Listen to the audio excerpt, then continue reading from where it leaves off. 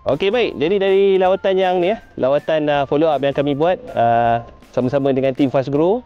Okey, dan juga tim Fast Grow ada bawa juga wakil-wakil daripada ladang-ladang lain untuk tengok. Inilah ladang plot yang menggunakan baja Black Wizard Green.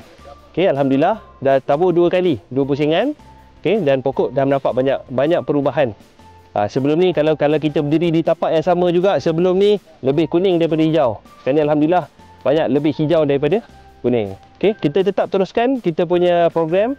Okey, next kita akan masukkan soil care sebab kita target musim hujan pada hujung tahun ni banyak nutrien-nutrien akan hilang, leaching, dan juga pH tanah akan drop. Jadi kita counter awal-awal dengan menggunakan soil care untuk naikkan balik atau kekalkan pH tanah pada pH yang stabil dan optimum, dan pada masa sama tingkatkan kesuburan tanah supaya apa-apa baja kita tabur selepas itu dia stay dekat tanah, akar boleh ambil.